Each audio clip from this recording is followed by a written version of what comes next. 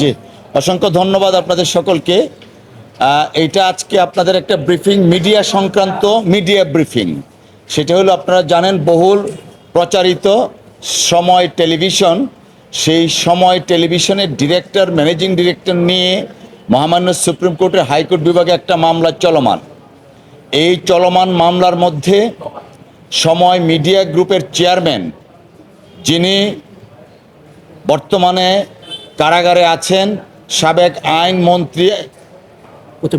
আইন প্রতিমন্ত্রী কামরুল ইসলামের সহোদর ভ্রাতা, ওনার নাম হচ্ছে মুর্শেদুল ইসলাম, তিনি সময় টেলিভিশনের চেয়ারম্যান। আরেকজন হলেন সময় টেলিভিশনের এমডি শম্পা রহমান, যিনি সিটি গ্রুপের, বাংলাদেশের বিরাট এক শিল্প প্রতিষ্ঠান সিটি গ্রুপের ডাইরেক্টরও বটে।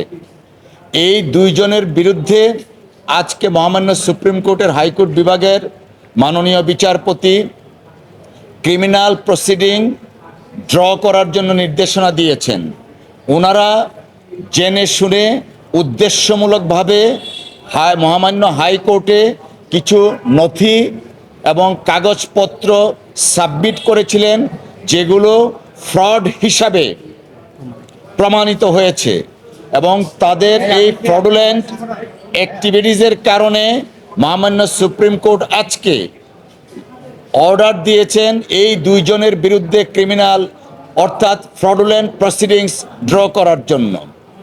একজন হলেন কামরুল ইসলাম, যিনি কারাগারে আছেন, তার সহোদর মুর্শেদুল ইসলাম, যিনি সময় টিভির চেয়ারম্যান।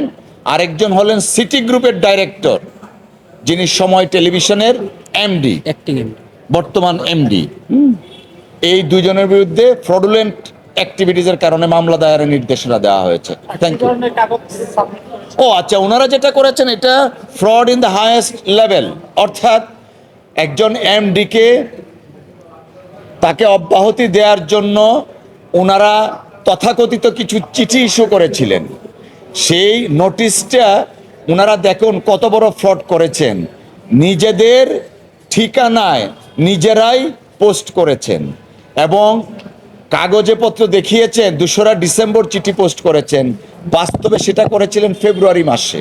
সো এটা অনেক নথিপত্র দিয়েছিলেন যেগুলা জাল, ফেব্রিকেটেড, এবং প্রত্যেকটা কাজ ইচ্ছাকৃতভাবে উইথ আলটেরিয়ার মোটিভ, অসৎ উদ্দেশ্যে ইচ্ছাকৃতভাবে পরিকল্পনা মাফিক ওনারা এই ফ্রড কাজগুলা করেছেন।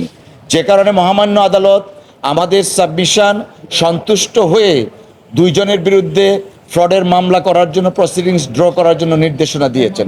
অসংখ্য ধন্যবাদ।